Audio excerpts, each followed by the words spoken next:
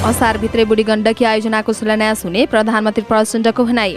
Budget संशोधन नहुने अर्थमन्त्री महतको दाबी। कांग्रेस र एमालेको सरकार बनाउने भन्ने सुनेको डाक्टर शशाङ्क कोइरालाको भनाई।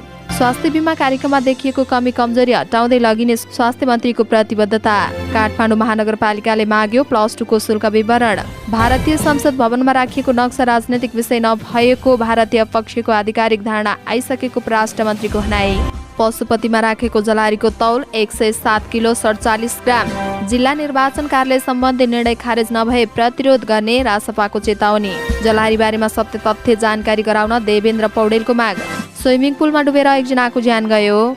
हिक्मतमाथि विश्वासको मत सम्बन्धी प्रस्ताव फेल गराउने कोशी गठबन्धन दलको निर्णय। नक्कली बिटाइन शरणार्थी प्रकरणमा थप एकजना पक्राउ। रघुजी पन्तको प्रश्न तिर्ताउमा रामले ठोक्ने अहिले हरामले ठोक्ने दलितले न्याय कहिले पाउने भन्दै प्रश्न। प्रकाश सपुतमाथि आक्रमणको घटनाबारेमा कूटनीतिक नियोगलाई ध्यानकर्षण। तनहुको शुक्ला हिलेटार सेवालयको पुनर्निर्माण गरिने। 7औं राष्ट्रिय महिला तथा पुरुष क्लब भलिबल लिग असार 23 गतेबाट हुने।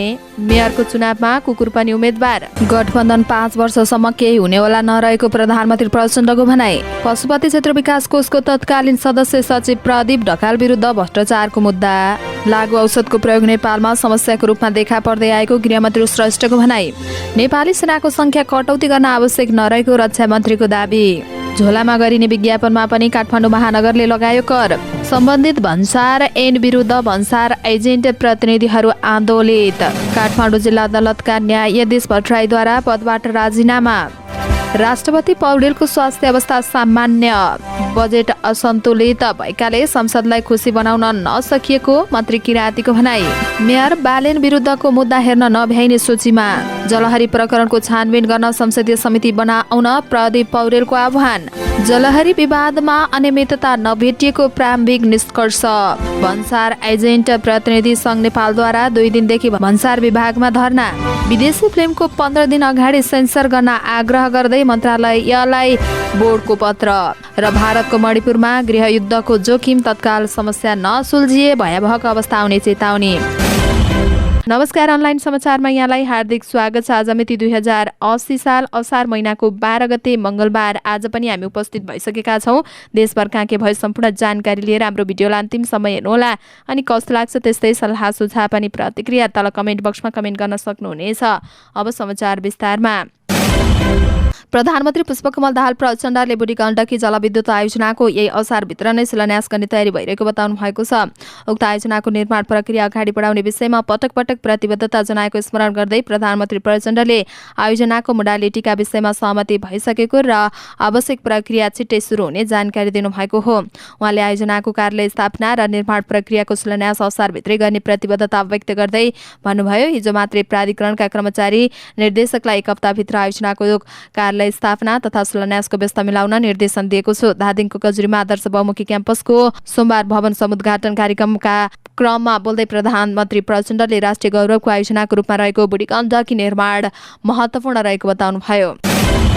अर्थमन्त्री डाक्टर प्रकाश शरण महतले आगामी आर्थिक वर्ष 80-81 को बजेट संशोधन नभइकन पास हुने दावी गर्नुभएको छ। सोमबार संसद भवन बाहिर सञ्चारकर्मीसँग कुरा गर्दै उहाँले यस्तो बताउनु भएको हो।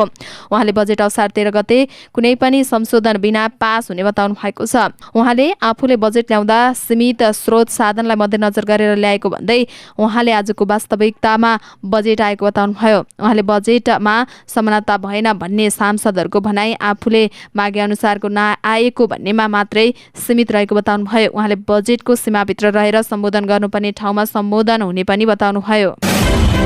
नेपाली कांग्रेसका नेता डाक्टर शशाङ्क कोइरालाले नेपाली कांग्रेस र नेकपा एमाले मिलेर नयाँ सरकार बनाउने कुरा सुनेको भए पनि पार्टी सभापतिसँग कुनै छलफल नभएको बताउनु भएको छ। सोमबार संसद भवन बाहिर सञ्चारकर्मीसँग कुरा गर्दै उहाँले यस्तो बताउनु भएको हो। उहाँले नयाँ समीकरण बारेमा पार्टी सभापतिसँग भेटेर कुरा गरेपछि मात्र यथार्थ बाहिर आउने बताउनु भयो।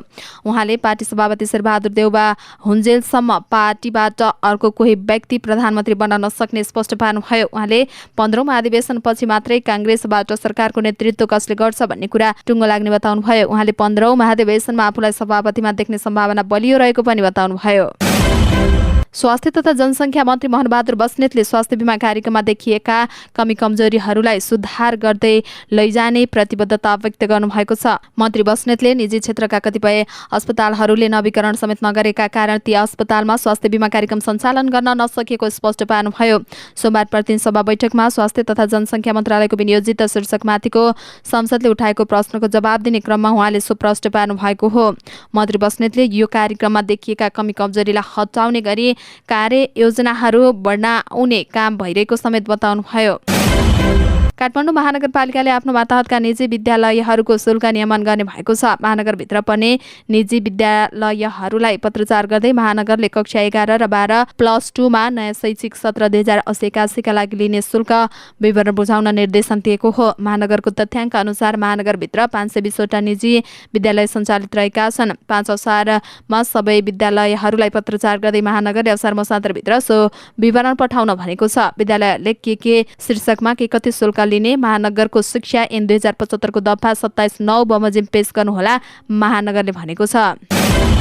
परराष्ट्र मन्त्री नारायण प्रसाद साउदले भारतको संसद भवनमा नेपाली भूमि समेटिएको नक्सा राखिएको सम्बन्धमा भारतीय पक्षसँग कुरा गरी प्रतिवेदन पठाउन नेपाली दूतावासलाई निर्देशन दिएको बताउनु भएको छ। सोमबार प्रतिनिधि सभाको बैठकमा बोल्दै मन्त्री साउदले सो नक्साको विषयमा भारतीय पक्षसँग कुरा गरी प्रतिवेदन पठाउन नयाँ दिल्ली स्थित नेपाली राजदूतलाई निर्देशन दिइसकेको बताउनु भएको हो।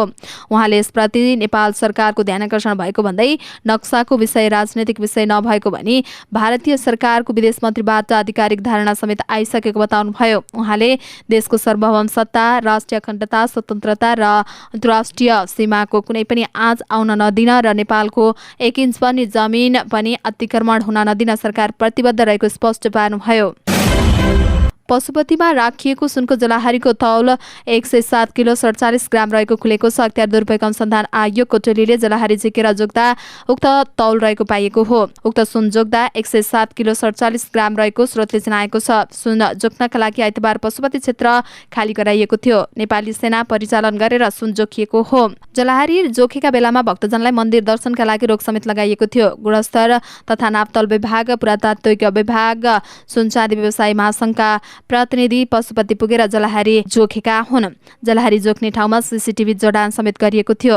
पशुपतिमा जलाहारी राख्न नेपाल राष्ट्र बैंकबाट 103 किलो 793.900 ग्राम सुन खरिद गरिएको थियो। जलाहारी छिटो खिन नदिन त्यसमा 2 किलो 888 ग्राम तामा, चाँदी 1 किलो 253 ग्राम र 12 ग्राम 75 मिलिग्राम जिङ्क समेत राखिएको थियो। जलाहारीको कुल तौल 96 किलो 822 ग्राम थियो। 10 किलो 976 ग्राम रिङ हालिएको थियो। मालिका परीक्षकको प्रतिवेदनले रिङ बनाउने काममा प्रयोग भएका सुनको परिणाम पुष्टि हुने विवरण पेश नभएको उल्लेख गरिएको थियो। जलाहारी र रिङ गरी कुल 107 किलो 898 ग्रामको सुन र अन्य धातु प्रयोग भएको पाइएको छ। राष्ट्रिय स्वतन्त्र पार्टीले जिल्ला निर्वाचन कार्यालय सम्बन्धी निर्णय खारेज नभए प्रतिरोध गर्ने चेतावनी दिएको छ। प्रतिनिधि सभा बैठकमा बोल्दै प्रमुख सचेतक सन्तोष परियारले लोकतन्त्रमाथि षड्यन्त्र भएको बताउनु भएको हो। उहाँले भन्नुभयो, यो राजनैतिक आन्दोलनको स्थापित गरेको व्यवस्था हो। यो व्यवस्थामाथि षड्यन्त्र गर्न पाइँदैन। स्वतन्त्र र संवैधानिक व्यवस्था भएको निर्वाचन आयोगलाई सरकारले सिडिओ कार्यालय मार्फत राख्नु यो राजनैतिक कुचेष्टा हो। यो व्यवस्था राजनैतिक दलहरूले हस्तक्षेप गरे आफूहरू मौन नबस्ने चेतावनी दिनुभयो। उहाँले सरकार यो निर्णयबाट पछाडि नहटे आफूहरू प्रतिरोधमा उत्रने बताउनुभयो। नेकपा माओवादी केन्द्रका सांसद देवेन्द्र पौडेलले पशुपतिको जलाहारी बारेमा सत्य तथ्य सार्वजनिक गर्न माग गर्नुभएको छ। प्रतिनिधि सभाको बैठकमा बोल्दै चर्चा भएको विषय भएकाले पनि सत्य तथ्य के हो सार्ने भन्नुभयो। त्यहाँ के भएको थियो? आज निकाय, सुनचाँदी व्यवसाय स्तरीय तथा नापतौल विभाग, पुरातत्व विभाग, गर्भ विभाग र जनप्रतिनिधिहरू त्यहाँको सुन खोजेर जोग्दै हुनुहुन्छ भन्ने हामीले सुनेका छौँ। सुन कति हराएको हो, सुन कति बाँकी छ, के स्थिति हो, यो कुनै ट्रकमा ल्याइएको सामग्री जोख्ने कुरा होइन। सदनमा गम्भीरता साथ उठेको हुँदा यस विषयमा सत्य तथ्य जानकारी गराउन सम्बन्धित निकायलाई माग गर्छु, उहाँको भनाइ छ।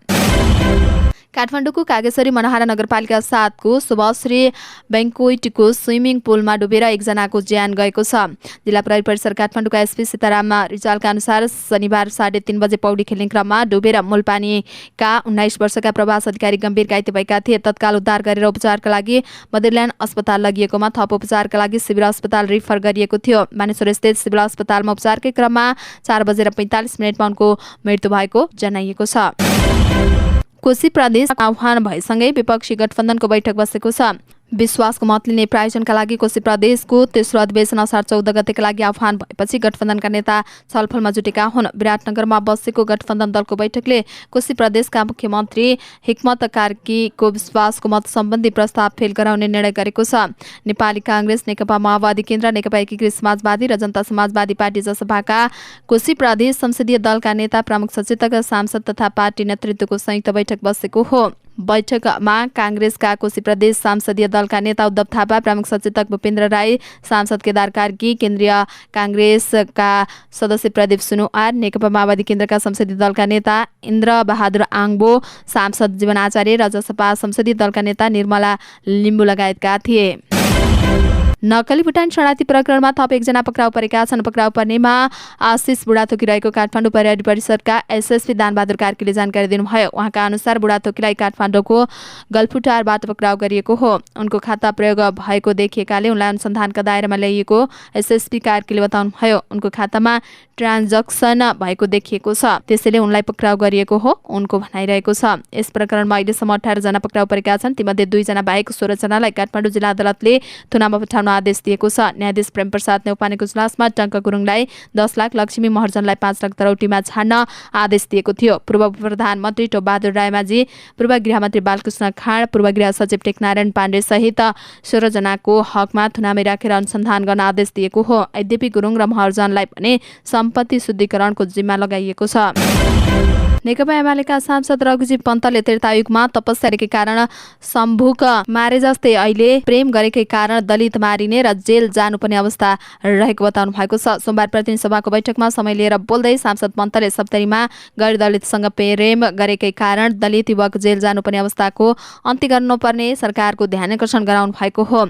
सांसद पन्तले सदनमा जानकारी दिए अनुसार सप्तरीमा गैर दलितसँग प्रेम र भागी विवाह गरेकै कारण 21 वर्षीय मनोज राम नाम दलित युवक अपहरण तथा शारीरिक बन्धक सम्बन्धी मुद्दामा जेल चलान भएका छन्। कपिलवस्तुको अदालतमा विवाह भएको तर आफ्नी छोरी दलित युवासँग विवाह गरेको कुरा मन नपरेका केटीका बाबुले एउटा अध्यक्षसँग मिलेमतो गरेर नक्कली जन्मदर्ता बनाएर केटीलाई नाबालिग बनाएर केटालाई जेल हालिएको उहाँको भनाइरहेको छ। विवाह गर्ने केटालाई मात्रै नभइकन नेपाल प्रहरीमा कार्यरत उनका दाजुलाई समेत अपहरण तथा शारीरिक बन्धकमा पोलेर जेल चलान गरेको सांसद पन्तले बताउनुभयो।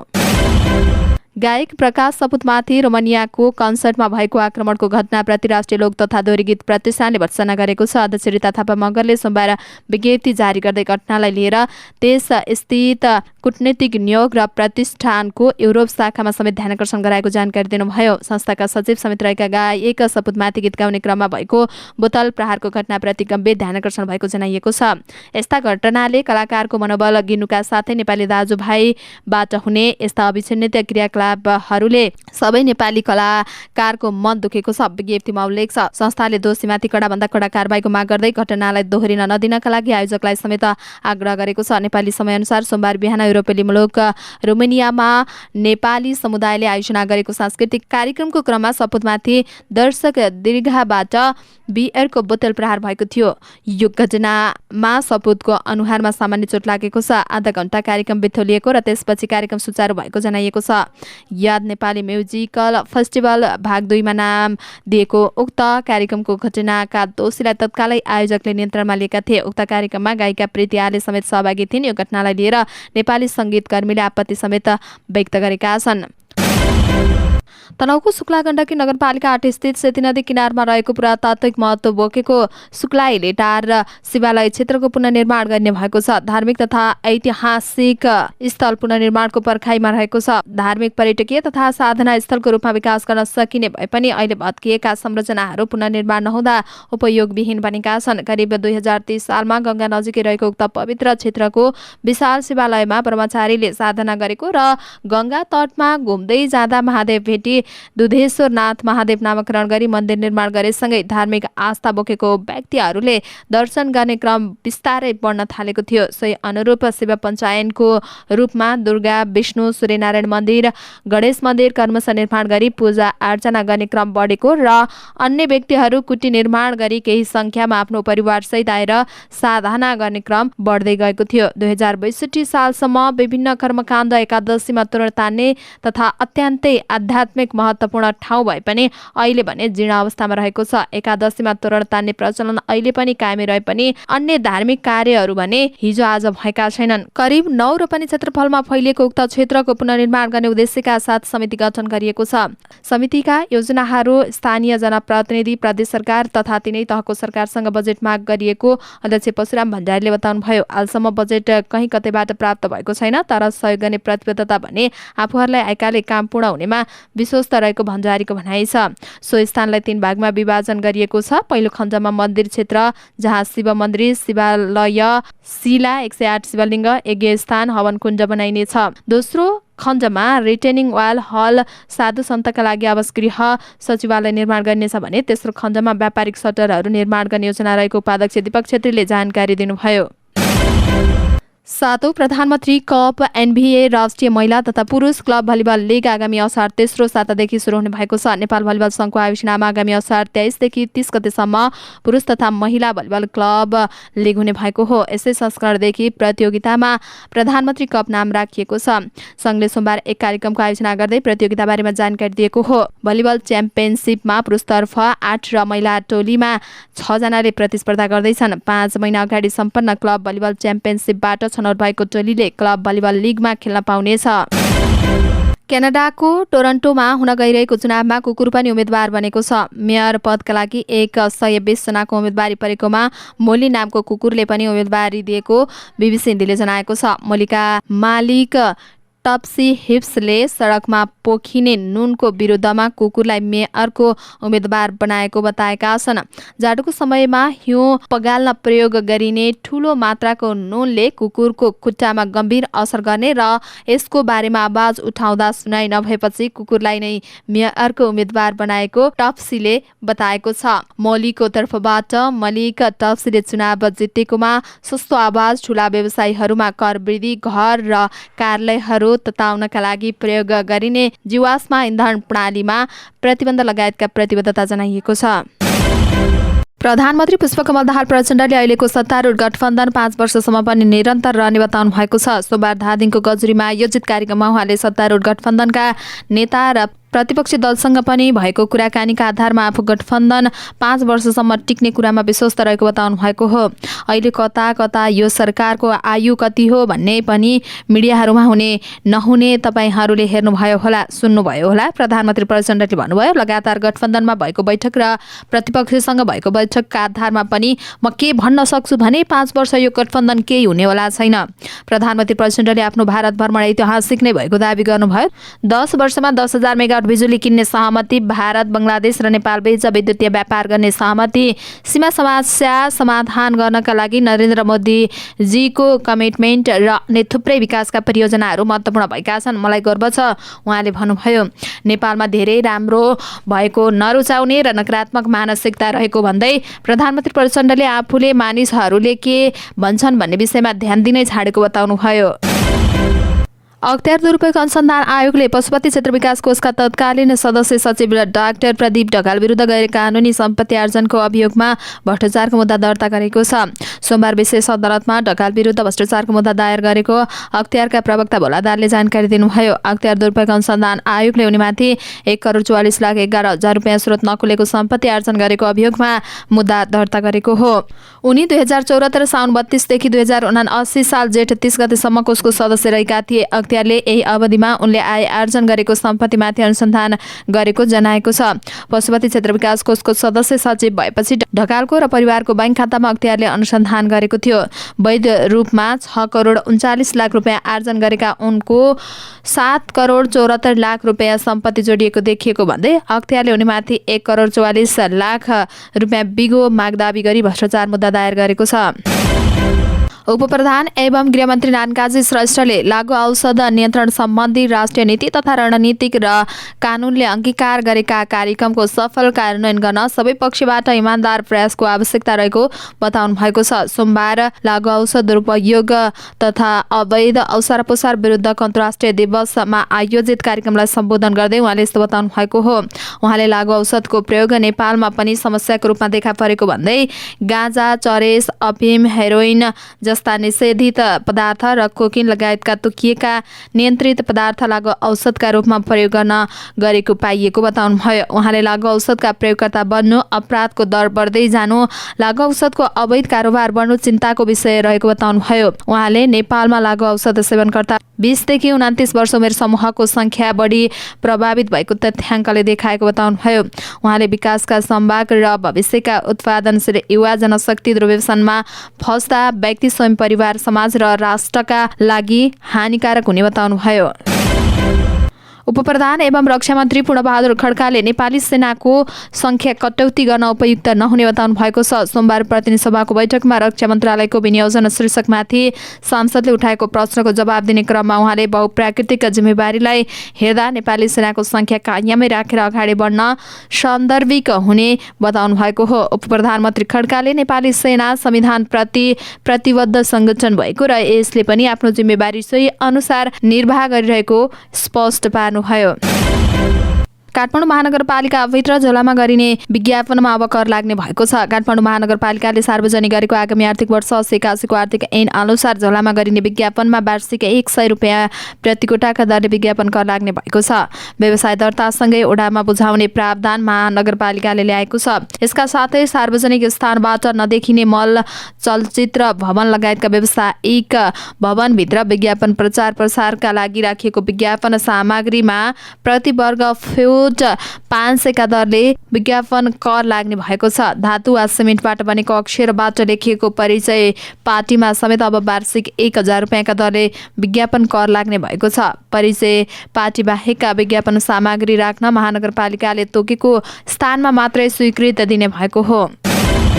भन्सार एजेन्ट प्रतिनिधिहरूले आन्दोलन थालेका छन्। सम्बन्धित भन्सार ऐन 2064 र नेवारी 2064 का विरुद्धमा उनीहरूले आन्दोलन थालेका हुन्। भन्सार एजेन्ट प्रतिनिधिहरूलाई राज्यले उचित व्यवस्थापन गर्नुपर्नेमा हालै आएको उक्त ऐन र नियमावली संशोधन गरेर भन्सार प्रतिनिधिले काम गर्ने व्यवस्था नै खारेज गरेको भन्दै उनीहरूले आन्दोलन थालेका हुन्। देशभर कार्यरत 300 भन्दा बढी भन्सार प्रतिनिधिहरू जेठ 15 गतेबाट बेरोजगार भएको सङ्घका अध्यक्ष उमेश अधिकारीले जानकारी दिनुभयो। उनीहरूले भन्सार विभागमा धरना दिनुका साथै प्रदर्शन थालेका हुन्। उनीहरूले शान्तिपूर्ण आन्दोलन, धरना तथा विरोधका कार्यक्रम थालेको अध्यक्ष अधिकारीको भनाइ छ। भन्सार विभाग र अर्थ मन्त्रालयको पटक पटक ध्यानकर्षण गराउँदा पनि केही सुनाइ नभएपछि आन्दोलन गर्नु परेको उनीहरूको भनाइ छ। संशोधनपछि भन्सार प्रतिनिधिहरू विगत 1 महिनादेखि काम गर्नबाट वञ्चित रहेका छन्।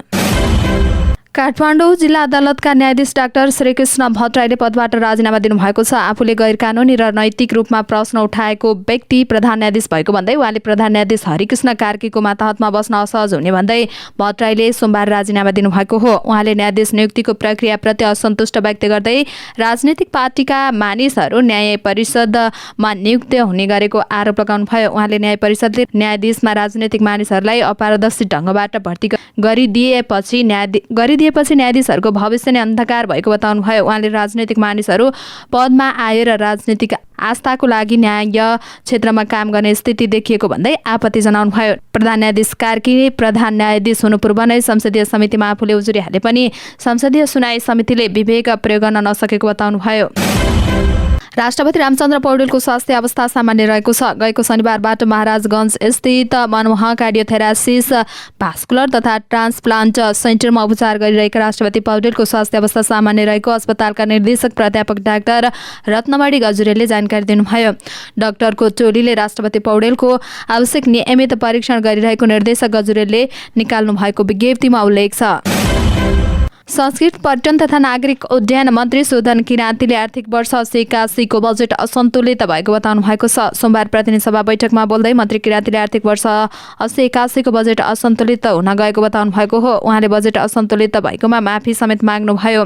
मन्त्री किराँतीले बजेटको सिलिङ कम भएका कारण पनि सांसदहरूले दिएको योजनाहरू धेरै समेट्न नसकेको बताउनु भयो। उहाँले सांसदलाई खुसी बनाउन नसकेको भन्दै मन्त्रीले बाटो छलेर हिँड्नुपर्ने स्थिति रहेको बताउनु भयो। मन्त्री किराँतीले सकभर देशभर सञ्चालन हुने गरी बढीभन्दा बढी साना साना बजेटका कार्यक्रमहरू समावेश गरिएको बताउनुभयो। यस्तै प्रादेशिक सन्तुलनलाई ध्यान दिँदै प्रत्येक प्रदेशका महत्त्वपूर्ण सांस्कृतिक, धार्मिक एवं पर्यटकीय क्षेत्रलाई लक्षित गरी पर्यटन पूर्वाधार विकास गर्ने गरी बजेट व्यवस्थापन गरिएको पनि उहाँले उल्लेख गर्नुभयो।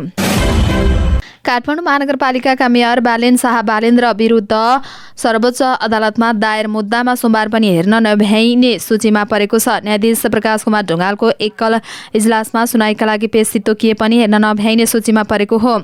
महानगर प्रमुख शाहले अदालतको आदेश मान्दिन भन्ने अभिव्यक्ति दिएपछि अधिवक्ता वर्षा कुमारी झाले सर्वोच्च अदालतमा अदालतको अवहेलना सम्बन्धी रिट निवेदन दर्ता गर्नुभएको हो। शुक्रबार दर्ता भएको उक्त रिटमाथि सुनाइका लागि आइतबार पनि पेशी तोकिएको थियो। न्यायाधीश ढुङ्गानाकै इजलासमा आइतबार पनि पेशी तोकिएको उक्त रिट निवेदन हेर्न नभ्याउनेमा परेको हो। बालेनले बलिउड फिल्म आदिपुरुषमा समावेश भएको सीता भारतकी बेटी भन्ने शब्दलाई लिएर फिल्मबाट उक्त संवाद नहटेसम्म नेपालमा उक्त र अन्य कुनै पनि हिन्दी फिल्म चल्न नदिने घोषणा गरेका थिए। नेपाली कांग्रेसका सांसद प्रदीप पौडेलले पशुपतिनाथ मन्दिरमा राखिएको जलहारी बारेमा छानबिन गर्न संसदीय समिति बनाउन माग गर्नुभएको छ। प्रतिनिधि सभाको बैठकमा शून्य समयमा बोल्ने क्रममा कांग्रेस नेता पौडेलले जलहारीमा भ्रष्टाचार भएको भन्ने आरोप गम्भीर विषय भएकाले पनि छानबिनका लागि संसदले समिति बनाउन आवश्यक रहेको बताउनु भएको छ। पौडेलले अख्तियारको अनुसन्धान प्रक्रियामा समेत प्रश्न उठाउनु भएको छ। जोरी परेको 2 वर्षपछि बल्ल अख्तियारले छानबिन गर्न लागेको छ। महालेखाको प्रतिवेदनमा प्रश्न आएको विषयमा यति ढिला किन गर्यो? अख्तियारको काम कारबाहीबारे प्रश्न गर्नुभयो। जलहारी राख्ने तत्कालीन सरकारले गरेको निर्णय जस्तै भावी दिनहरूमा पनि सरकारले निर्णय गर्न पाइने कि नपाइने भनेर यो प्रकरणले प्रश्न उठाएको पौडेलको भनाइ छ। पशुपतिनाथ मन्दिरमा राखेको सुनको जलहारी नाप जाँचमा खटिएको टोली अनियमितता नभेटिएको प्रारम्भिक निष्कर्षमा पुगेको छ। आइतबार टोलीले तौल गर्दा जलहारीको 106.4325 केजी मापन गरिएको थियो भने जलहारी कस्न बनाइएको काँटीको मापन गर्दा 1.0375 किलो भेटिएको थियो। अख्तियार दुरुपयोग अनुसन्धान आयोगका एक उच्च अधिकारीका अनुसार हाल मापन गरिएको जलहारी र किला काँटीमा कति सुन तामा र पित्तल प्रयोग भएको भनेर छुट्याउन अझै 2 दिन लाग्नेछ। ती अधिकृतका अनुसार बाहिर हल्ला चले जस्तो ठूलो परिणाममा सुन अनियमितता भएको भने होइन। जलहारी नाप जाँचमा खटिएका एक सदस्यले भने सबैको रोहबरमा नाप जाँच गरियो, सुन तामा र पित्तल छुट्याउन बाँकी रहेको छ, तर अनियमितता नै गरेको भन्न नसकिने निष्कर्ष हामी पुगेका छौँ। तत्कालीन प्रधानमन्त्री केपी शर्मा ओलीले 77 माघ 12 मा पत्नी राधिका साके र सहयोगका साथ पशुपति मन्दिर पुगेर संकल्प पूजा गरेर करिब 1 अर्ब रुपैयाँ लागतमा जलहारी राख्ने घोषणा गर्नुभएको थियो।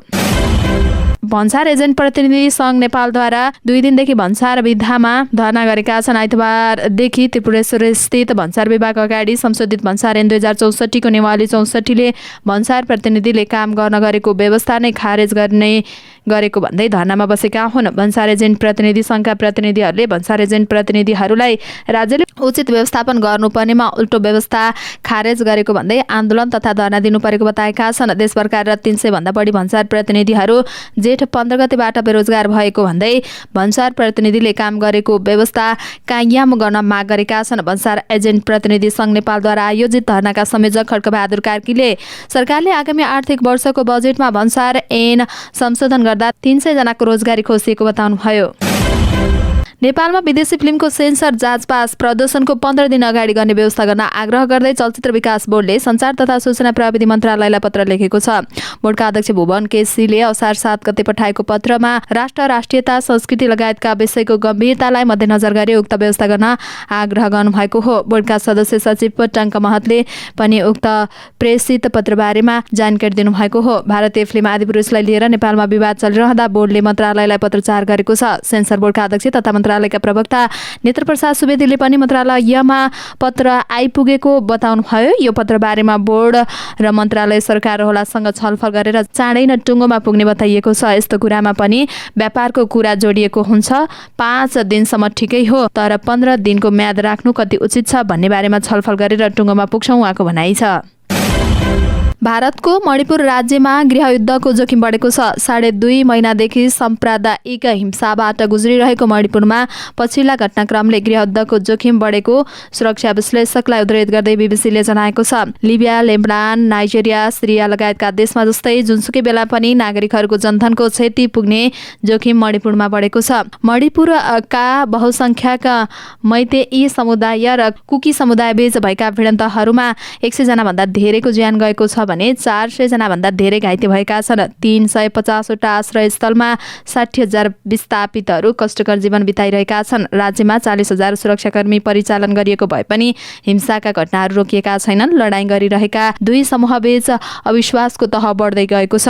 प्रदर्शनकारीले 200 वटा भन्दा धेरै गिर्जाघर र 17 वटा भन्दा धेरै मन्दिरमा आगजनी गरेका छन्।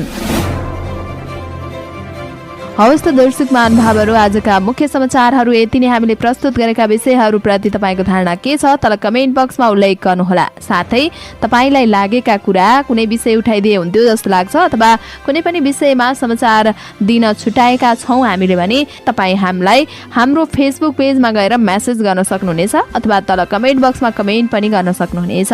तपाईँको कमेन्टले हामीलाई काम गर्नका लागि अझै ठुलो ऊर्जा दिनेछ। हाम्रो मेहनतको लागि एउटा सानो लाइक र कमेन्ट अवश्य गर्नुहोला। अनि च्यानललाई सब्स्क्राइब गर्नुभएको छैन भने सब्स्क्राइब अल नोटिफिकेसन अन पनि गर्नुहोला। हामी पलपलको न्युज अपडेटका साथ फेरि आउने नै छौँ। त्यतिन्जेलसम्मको लागि तपाईँको हरेक पल शुभ रहोस्। नमस्कार।